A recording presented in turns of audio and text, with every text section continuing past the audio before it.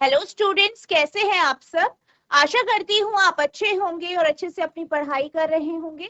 मैं मोनिका रावत आपका स्वागत करती हूँ आईसीटी वर्चुअल क्लासरूम देहरादून में। बच्चों, आज हम क्लास 12th का जो आपका सब्जेक्ट है फिजिक्स, उसका प्रीवियस ईयर का क्वेश्चन पेपर यानी 2020 का जो प्रश्न पत्र है उसे हम सॉल्व करेंगे।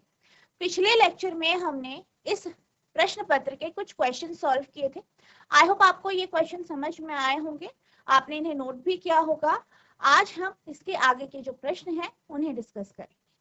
तो आज का आपका पहला प्रश्न है, वैद्युत परिपथ के लिए किरचॉफ के नियम को लिखिए एवं आवश्यक परिपथ आरेख देते हुए इन्हें समझाइए। यानी right Kirchhoff's law of electrical circuit and describe them with giving necessary circuit diagram। तो यहाँ पे आपको क्या करना है, यहाँ पे क्रिचॉफ का जो नियम है वो बताना है किसी भी विद्युत परिपथ के लिए, और साथ ही साथ इसको समझाने के लिए आपको जो है एक परिपथ आरेख भी बता। ठीक है, सबसे पहले हम बात करते हैं क्रिचॉफ के पहले नियम की। ठीक है, जिसे हम क्रिचॉफ का करंट जो है लॉ भी कहते हैं। अब यहाँ पे क्या कहा जाता है, बेसिकली यहाँ पे ये कहा जाता है कि जब बहुत सारे जैसे तारे हैं वो आपस में एक जगह एक नोड पर जुड़ती है। ठीक है, बहुत सारी तारे हैं वो आपस में एक जंक्शन बनाती है, यहाँ पर या इस नोड पर जितनी करंट इस नोड की तरफ आ रही है उतनी ही करंट या धारा नोड से बाहर जाती है। क्या कहा गया है, कहा ये गया है कि जब भी हमारे पास तारे हैं, ठीक है, जैसे कि आप यहाँ पे देख सकते हैं हमारे पास यहाँ 5 तारे, ठीक है, I1 करंट एक तार से I1 करंट, I2 करंट और I3 करंट यहाँ नोड की तरफ आता है, और फिर क्या होता है I5 और I4 जो करंट है वो नोड से बाहर की ओर जाता है। तो इस कंडीशन में क्या होता है, इस कंडीशन में ये होता है कि जो यहाँ पे आपका नोड है या जंक्शन है, यहाँ पे जो चार्ज है वो क्या होता है, आपका किसी भी तरीके का जो चार्ज है, आवेश जो है वो खत्म नहीं होता या प्रोड्यूस नहीं होता, और जितनी करंट या जितने चार्जेस आपके आते हैं, जितना करंट आपके इस नोड की तरफ आता है उतना ही बाहर चल जाता है। इसको हम कुछ इस तरीके से समझ सकते हैं कि मान लीजिए, ठीक है, हम क्या कह रहे हैं कि जितना करंट आता है उतना चला जाता है। ठीक है,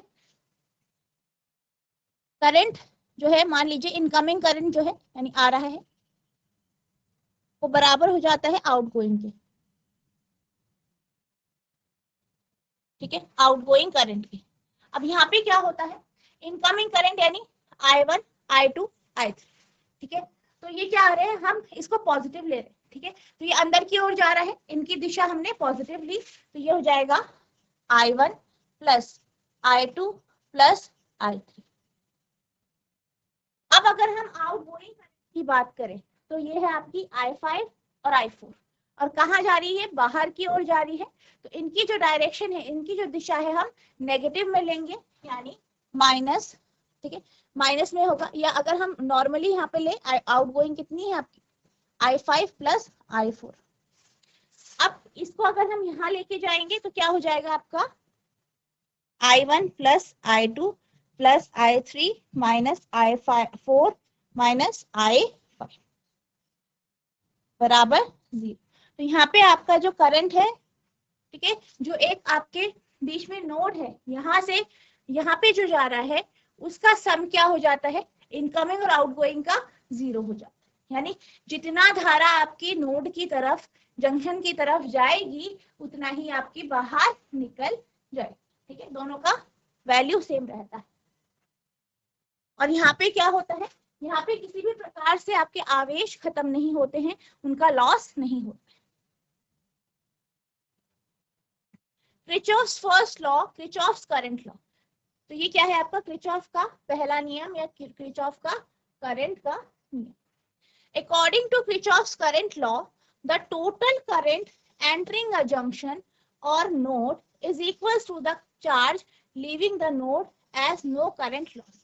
अब यहाँ पे क्या कहा जाता है, इस नियम के अनुसार, इस नियम के अनुसार क्या कहा जाता है कि जितना करंट, जितनी धारा जंक्शन में आती है, या जितनी धारा जो आपकी जंक्शन से बाहर जाती है दोनों के दोनों बराबर होते हैं। जितनी धारा नोड में आएगी, जितनी धारा आपके यहाँ पे आएगी, नोड पे आएगी, उतनी ही आपकी बाहर जाती है। और यहाँ पे अगर हम आवेशों की बात करें तो आवेश का किसी भी प्रकार से वो आवेश खत्म नहीं होते, उनका लॉस नहीं होता। ठीक है, किरचॉफ का प्रथम नियम, किरचॉफ्स फर्स्ट लॉ। ठीक है, इस नियम के अनुसार किसी विद्युत परिपथ में संधि पर मिलने वाली समधाराओं का बीजगणितीय योग शून्य होता है, अर्थात सिग्मा आई बराबर क्या होता है, 0 होता है। ठीक है, तो यहाँ पे जो आपका सिग्मा आई होता है, करंट जो टोटल करंट होता है वो शून्य होता है। कहाँ पर, जंक्शन पर। ठीक है, नोड पर। Kirchhoff second law, Kirchhoff voltage law. अब हम बात करते हैं किरचॉफ के दूसरे नियम की, या जिसे हम क्या कहते हैं, किरचॉफ का वोल्टेज का नियम। यहाँ पे ये जो नियम है वो आपके क्लोज लूप में लगता है। ठीक है, क्लोज लूप या बंद लूप में ये लगता है। ठीक है, और यहाँ पे क्या कहा जाता है, यहाँ पे ये कहा जाता है कि किसी भी बंद लूप में, किसी भी क्लोज लूप में जो वोल्टेज होती है वो 0 हो जाती है, या जो वोल्टेज का सम है, वोल्टेज का जो बीजगणितीय योग है वो क्या हो जाता है, शून्य हो जाता है, शून्य हो जाता है। ठीक है, जैसे कि मान लीजिए आपके पास एक परिपथ है।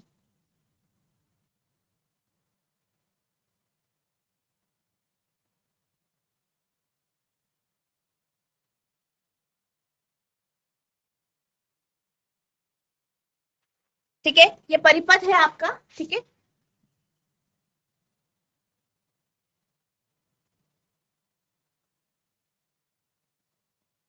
ठीक है, ठीक है, ये आपका परिपथ है। ठीक है, ये मान लेते हैं हम ABCD क्या है, परिपथ। तो इसके नियम के अनुसार, ठीक है, मान लीजिए ये जो प्रतिरोधक है इसका प्रतिरोध R1 है, इसका R2 है, इसका E1 है और इसका E2। ठीक है, तो यहाँ पे हम वोल्टेज की बात कर रहे हैं। मान लीजिए यहाँ पे जो धारा है वो I1 यहाँ से पास हो रही है, यहाँ से I2 पास हो रही है। ठीक है, सॉरी I1 ही पास हो रही है यहाँ पे। ठीक है, I1 करंट या I करंट ले लेते हैं। तो I करंट यहाँ से पास हो रही है इस बंद लूप से। तो इस बंद लूप में आपका क्या लगेगा, किरचॉफ का दूसरा नियम लगेगा। और लूप क्या है आपका, ABCD। ठीक है, अब यहाँ पर क्या होगा, मान लीजिए यहाँ से क्या हो रहा है, I करंट जो है प्रवाहित हो रही है। तो पॉजिटिव से आपकी प्रवाहित होती है, आप जानते हैं, इधर जाएगी, फिर ये इधर गई। ठीक है, तो यहाँ पे क्या है आपका R1। ठीक, तो यहाँ पे जो आपका वोल्टेज होगा वो कितना होगा आपका IR1। फिर ये इधर से इधर जाएगी, फिर प्लस E2 प्लस IR2। ठीक है, फिर ये यहाँ से इधर जाएगी, तो यहाँ पे आप नेगेटिव से पॉजिटिव। ठीक है, जब आप माइनस से पॉजिटिव की ओर जाते हैं तो साइन हमेशा नेगेटिव लेते हैं। ठीक है, और अगर आप धारा के विपरीत जाते हैं तभी भी आप नेगेटिव लेते हैं। धारा आपकी ऐसे ही चल रही है तो ये आपका नेगेटिव में आ जाएगा, -E1 बराबर आपका 0 होता है। ठीक है, तो यहाँ पे क्या है आपका जो वोल्टेज का सम है या वोल्टेज का जो बीजगणितीय योग है वो शून्य होता है। और बेसिकली अगर हम बात करें इस लॉ की, इस नियम की, तो ये किस में लागू होता है, एक बंद लूप में। ठीक है, एक बंद लूप में ये क्या होता है, लागू होता है। किरचॉफ सेकंड लॉ और Kirchhoff's voltage law. According to Kirchhoff's voltage law, the voltage around the loop equals the sum of every voltage drop in the same loop for any closed network and equals V। क्या कहा गया है, इस नियम के अनुसार, इस नियम के अनुसार यह कहा गया है, क्या कहा गया है कि जो आपका लूप होता है, जो बंद लूप है, वहां पे जो वोल्टेज होती है, ठीक है, जो वोल्टेज होती है, इनका जितना भी वोल्टेज ड्रॉप हो रहा है, इसमें जितना भी आपका वोल्टेज उत्पन्न हो रहा है, उसका जो बीजगणितीय योग होता है किसी भी बंद पाश के लिए वो क्या होता है, 0 होता है। The sum of all the voltages drop around the loop is equals to 0। ठीक है, यानी VAB plus VBC plus VCD plus VDA बराबर 0। तो ये आपका यहाँ पे नियम। किरचॉफ का द्वितीय नियम, किरचॉफ सेकेंड लॉ। इस नियम के अनुसार किसी परिपथ में प्रत्येक बंद पाश या लूप के विभिन्न भाग खंडों में बहने वाली धाराओं तथा संगत प्रतिरोधों के गुणनफल का बीजगणितीय योग इस पाश या लूप में लगने वाले विद्युत वाहक बल के बीजगणितीय योग के बराबर होता है। ठीक है, यानी सिग्मा आई आर बराबर सिग्मा ई। ठीक है, तो ये आपके इस तरीके से यहाँ पे होता है। ठीक है, अब आप इसको कर सकते हैं एक लूप के माध्यम से भी समझ। तो ये हमारे पास क्या है, एक जो है सर्किट है, विद्युत परिपथ है। इसको हम नाम दे देते हैं A B C D E F. तो ये क्या है आपका, ये आपका विद्युत परिपथ है। अब क्या होता है, आप देख सकते हैं इसमें आपके पास 3 प्रतिरोध हैं और 2 आपके जो है बैटरी यहाँ लगाएगी, ये सेल लगाएगी। हम मान लेते हैं कि जो आपके करंट ये आपका फ्लो कर रहा है, I1 करंट निकला, यहाँ से I2 है, फिर ये यहाँ पे जुड़ गए। ठीक है, और अब हम क्या करते हैं, हम इस दिशा में यहाँ पे मूव करते हैं। ठीक है, अब इस तरीके से हम मूव करेंगे। अब आप देख सकते हैं करंट भी इसी दिशा में मूव कर रही है, इसी दिशा में गति कर रही है, हम भी इसी दिशा में कर रहे हैं। पर जब हम यहाँ पे आते हैं तो करंट की दिशा इधर है, ठीक है, इधर की तरफ है, और हमारी दिशा इधर। तो यहाँ पे आपका जो साइन होगा वो नेगेटिव। ठीक है, यहाँ से आपका स्टार्ट हुआ, ठीक है, ये हुआ स्टार्ट, यहाँ पे पहुंचे। तो सबसे पहले हम गए प्लस से माइनस की, तो प्लस से माइनस की ओर गए। ठीक है, तो यहाँ पे जब आप प्लस से माइनस जाते तो पॉजिटिव आता है, तो E2 आपका क्या आ गया, पॉजिटिव। नेक्स्ट आप आगे गए R2, यहाँ से करंट I2 बह रहा है, विपरीत दिशा में बह रहा है, तो यह नेगेटिव I2 R2। फिर आप आगे गए, ठीक है, यहाँ से इस तरीके से गए, फिर आप इधर गए, तो ये I1 R1।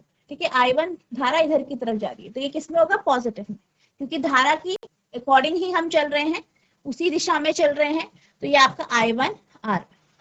फिर ये आगे गए, तो यहाँ पे जो सेल है नेगेटिव से पॉजिटिव की ओर जा, नेगेटिव से पॉजिटिव की ओर जाएंगे तो आपका क्या हो जाएगा, यहाँ पे माइनस E1 बराबर। ठीक है, अब आप लिखेंगे E2 माइनस E1 बराबर I2 R2 minus I1 R, या हम लिख सकते हैं E1 माइनस E2 बराबर I1 R1 minus I2 R। ठीक है, तो यहाँ पे आपका पहला जो लूप है, ठीक है, लूप के कौन सा, A B C D, इसमें हमारे पास इस तरीके से इक्वेशन आ जाए।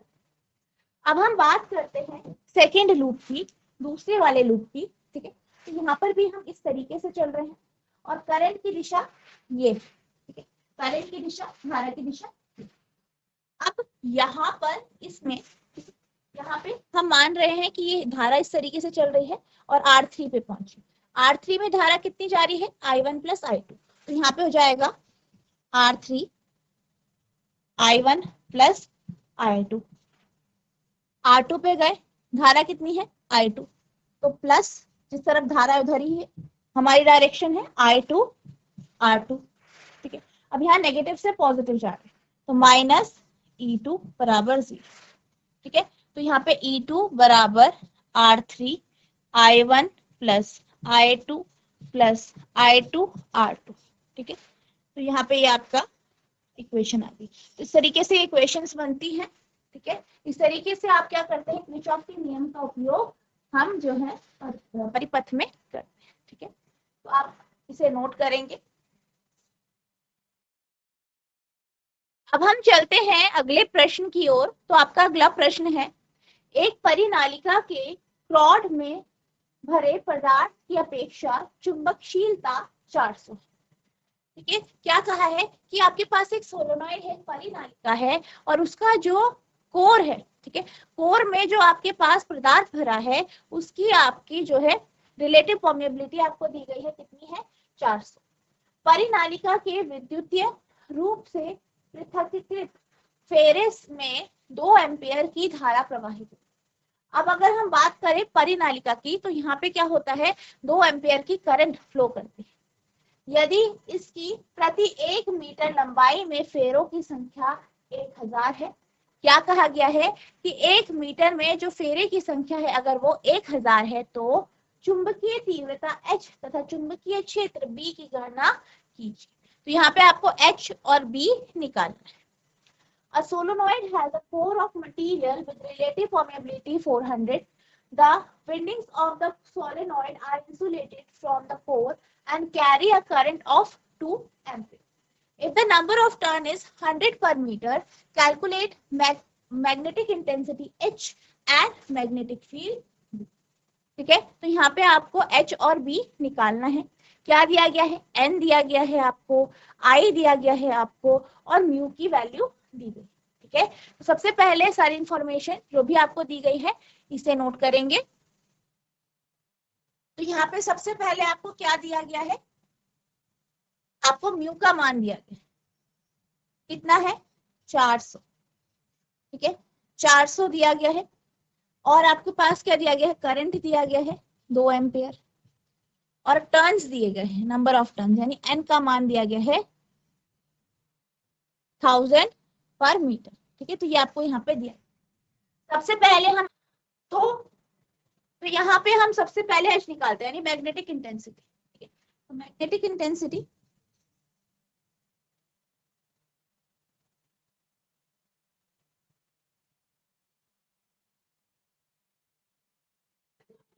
एच निकालते हैं। एच का फॉर्मूला होता है एन इंटू आई, यानी 1000 गुणा 2 या 2000 आपका क्या जाएगा? एम्पियर। ठीक है, 2000। ठीक है, तो यहाँ पे आपका आंसर आ जाएगा। ठीक है, 2000 आपकी आ जाएगा। ठीक है, ठीक है, तो यहाँ पे आपके पास ये आ जाएगा 2000 यहाँ पे। ठीक है, नेक्स्ट हम बी पार्ट की बात करते हैं। क्या निकालना है आपको? बी। बी के फॉर्मूले की बात करें तो म्यू एच हो जाएगा ये आपका mu naught mu R H. ठीक है, तो 4 पाई इंटू 10⁻⁻⁷, ये म्यू नॉट हो गया। म्यू आर कितना है आपका? म्यू या म्यू आर कितना है? 400 इंटू एच कितना है? ठीक है, 32 pi into 10⁻⁻⁷ plus 5। 32 pi into 10⁻⁻²। ठीक है, या ठीक है, आप इसे इस तरीके से लिख सकते हैं, या इसे सॉल्व कर देंगे आप 32 पाई। ठीक है,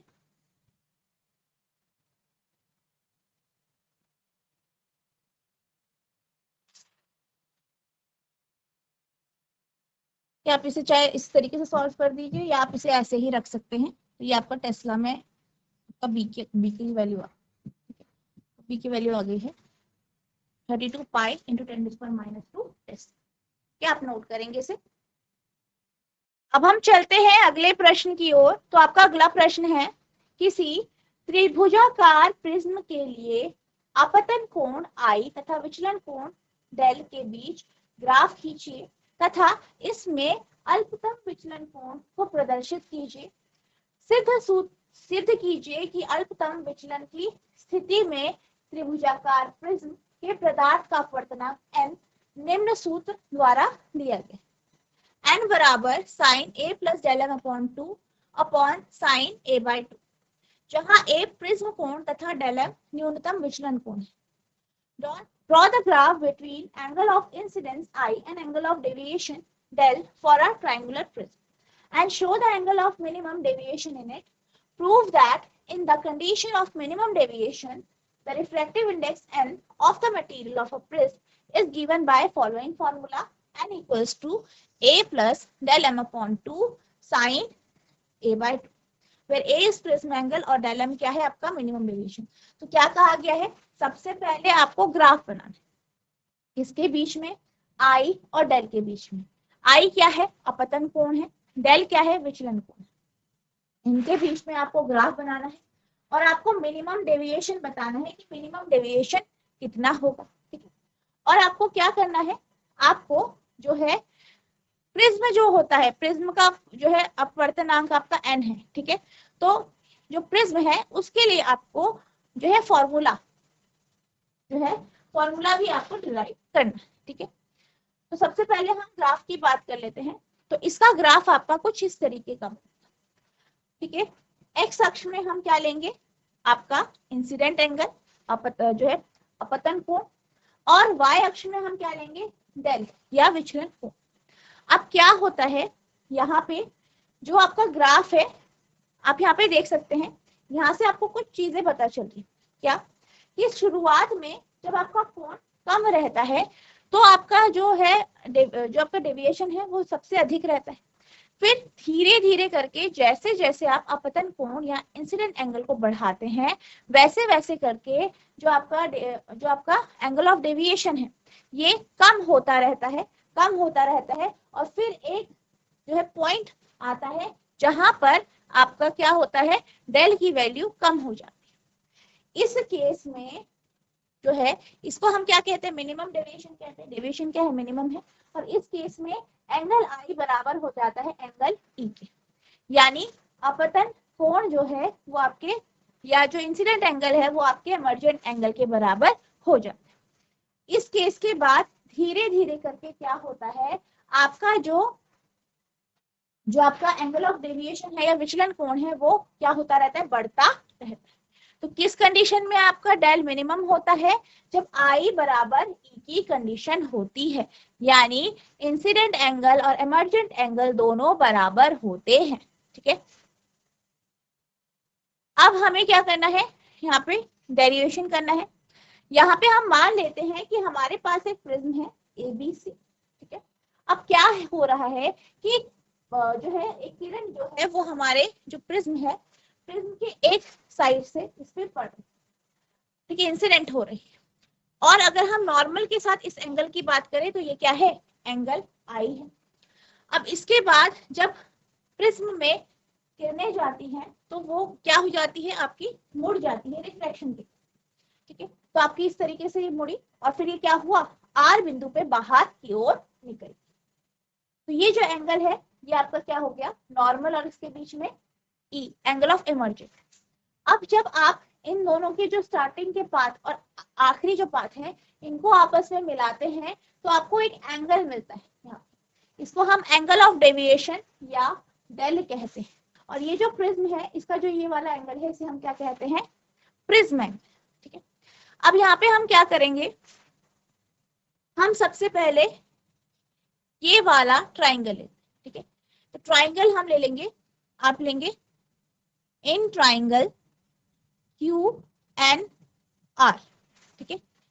इसे हमने यहाँ पे जो एंगल है ये R1 ले लेते हैं और इसको R2 ले लेते हैं, ठीक है।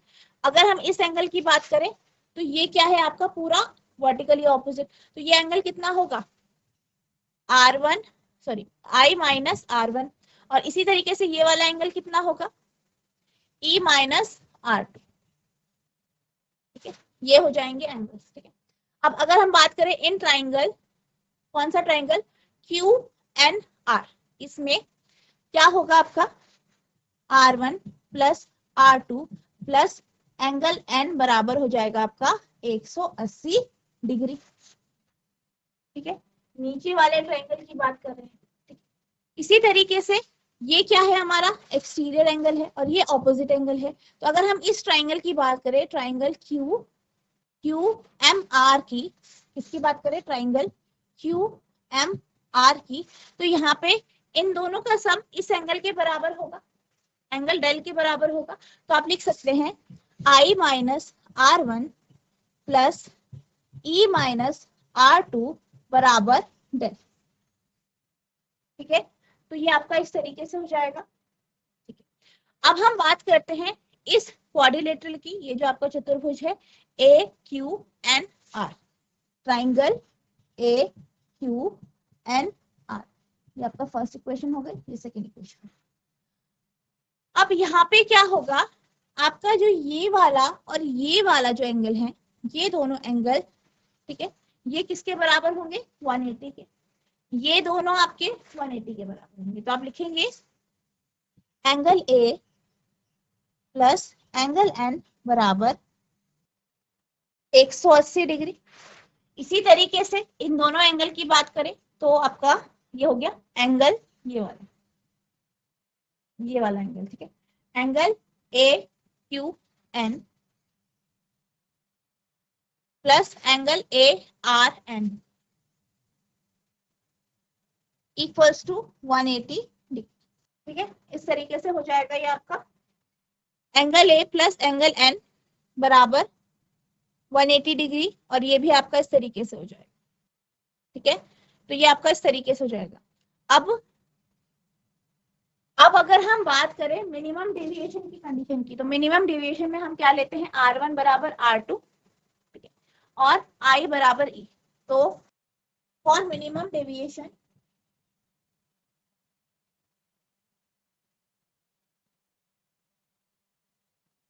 यानी अल्पतम विचलन के लिए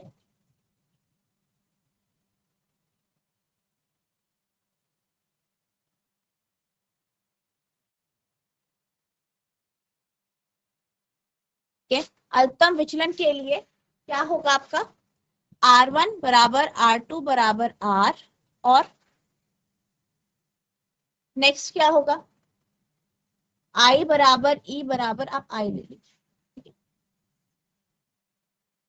यहाँ पे जो आपकी इक्वेशन है, ये वाली इक्वेशन वो हो जाएगी आपकी I minus R1, I minus R1, ठीक है। तो R1 कितना है, R ले लिया हमने, E को हमने क्या लिया, I, और वो आपका R हो गया, इक्वल्स टू कितना है आपका 180, नहीं डेल डेल है, ठीक है। तो यहाँ पे आ जाए आपका 2I minus 2R equals to del, ठीक है। 2I minus 2R equals to del आ जाए, ठीक है। इतना आपका आ गया है, ठीक है। तो हमने ये निकाल दिया। अब ये वाला जो इक्वेशन है, यहाँ पे भी आपका ये R हो जाएगा प्लस डेल एन। तो इक्वेशन नंबर 1 2 फ्रॉम 1, पहले इक्वेशन से क्या हो जाएगा आपका, R बराबर R है तो 2R प्लस एंगल एन बराबर 180 डिग्री 180 डिग्री, तो ये हो जाएगा आपका 6th इक्वेशन, ठीक है। तो इस तरीके से आपको इक्वेशंस बनानी है, पहले आप इसे नोट कीजिए, ठीक है। तो यहाँ पे आपके पास ये आ गया। अब हमारे पास एंगल ए प्लस एंगल एन बराबर 180 डिग्री है, तीसरी इक्वेशन, और angle r plus angle N बराबर 180 डिग्री है। दोनों को कंपेयर कर लेंगे, तो आप लिखेंगे फ्रॉम 3 एंड 6, 3 एंड 6, ठीक है। तो क्या होगा, 3 में एंगल ए प्लस एंगल एन बराबर twice of r plus angle n, ठीक है। ये दो कैंसिल हो गया, तो एंगल ए बराबर हो जाए आपका ट्वाइस ऑफ आर, या हम कह सकते हैं R equals to A by 2। ये आपकी इक्वेशन आ गई है, ठीक है। तो हम इसे मान लेते हैं इक्वेशन नंबर 7, ठीक है। तो ये आपसे नोट कीजिए, ठीक है। अब हम इक्वेशन 5 में जाएं, तो हमारे पास A की वैल्यू क्या है, 2R। तो यहाँ पे आप 2R की जगह ये लिख सकते हैं, तो यहाँ पे आप इक्वेशन 5 से लिखेंगे फ्रॉम इक्वेशन 5 क्या आएगा आपका, ठीक है, ये वाला 2I माइनस ए लिखेंगे, 2I माइनस ए बराबर डेल,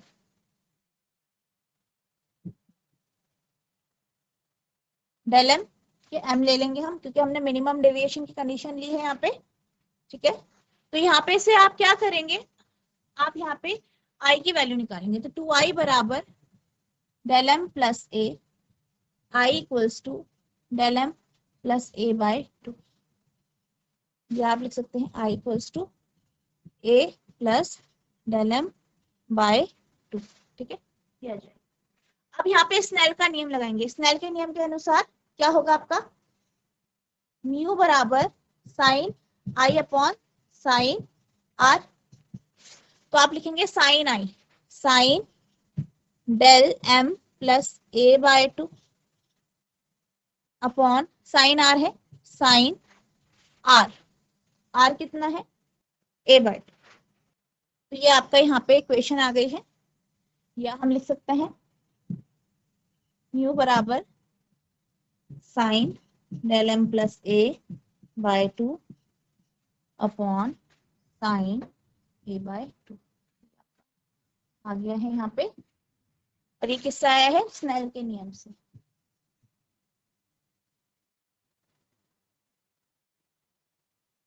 ठीक है, स्नेल के नियम से आपका यहाँ पे इस तरीके से ये आपको यहाँ पे प्रूफ करना था।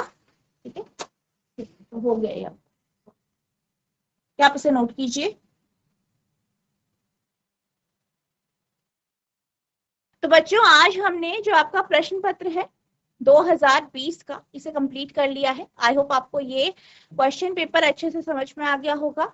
आपको जितने भी क्वेश्चन यहाँ पे कराए गए हैं सबको आपको रिवाइज करना है। अगर आपको कोई भी डाउट होगा तो नेक्स्ट लेक्चर में आप पूछ सकते हैं। तो बच्चों आज के लिए बस इतना ही, मिलते हैं अब नेक्स्ट सेशन में। तब तक के लिए thank you and have a nice day.